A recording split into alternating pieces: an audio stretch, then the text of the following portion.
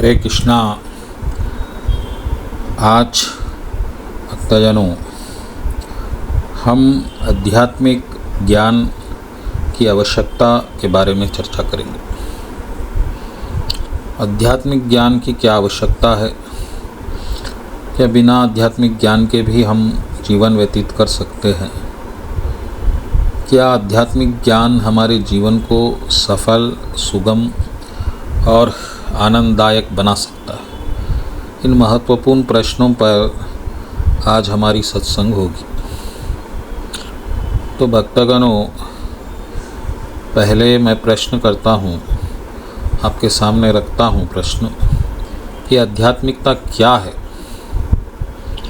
ये हमें पहले स्पष्ट होना चाहिए ताकि हम आध्यात्मिकता को सही तरह से ग्रहण कर सकें।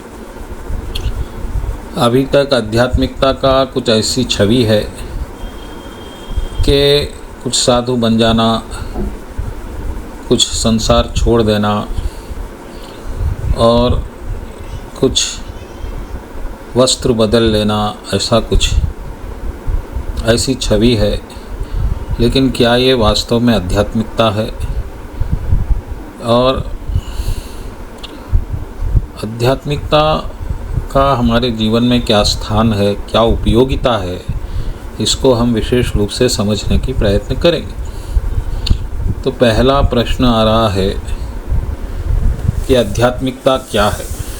आत्मा, अध्या अधिक, आत्मा के बारे में कुछ अधिक जान लेना आध्यात्मिक है। एक मानव में अपने बारे में जान लेना ही आध्यात्मिकता है। तो फिर आप इसका उत्तर देंगे कि हम तो अपने बारे में बहुत जानते हैं, हमने जीवन में अपने आप को सक्षम बनाया है अपने कर्म से, कौशलता से, बुद्धि की उपयोगिता से। लेकिन ये आपकी विशेषता नहीं है। ये तो आपको पहले से किसी ने दिया, उसका आपने उपयोग किया।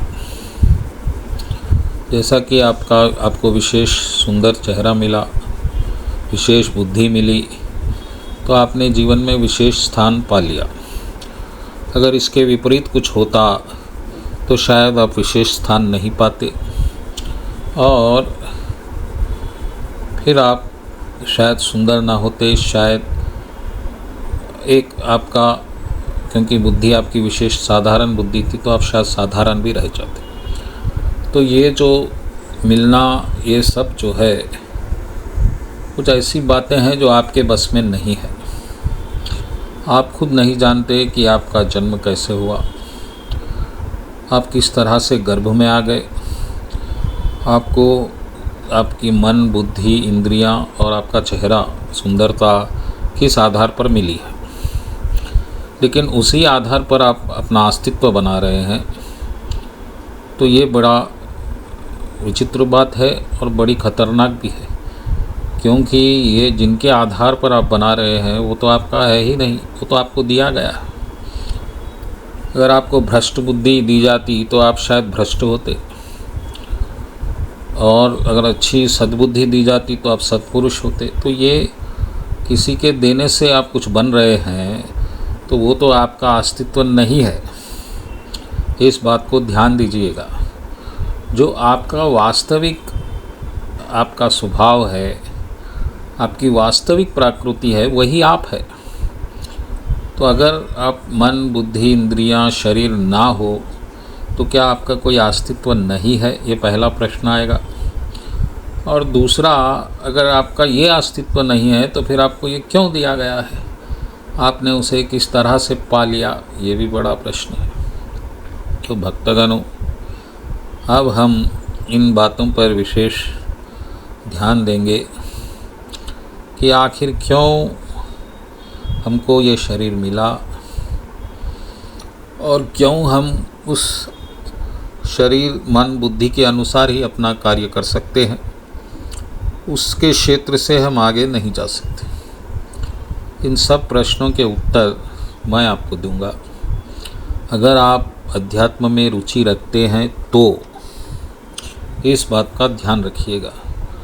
अगर आप सत्य जानने के उत्सुक है अगर आप खुद को जानने के उत्सुक है तो निश्चित रूप से ये सत्संग आपको लाभदायक होगी।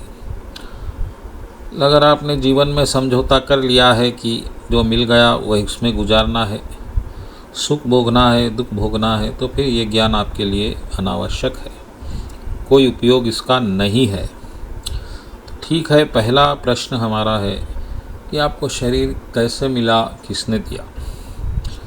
तो थोड़ी देर अगर हम हमारी जो इंद्रियों का ग्रहण है, इंद्रियों का ज्ञान है, उसको अगर देखें तो शरीर हमको माता पिता ने दिया और उनके कुछ शारीरिक क्रियाओं के अनुसार हम माता के गर्भ में गए और हमारा जन्म हो गया।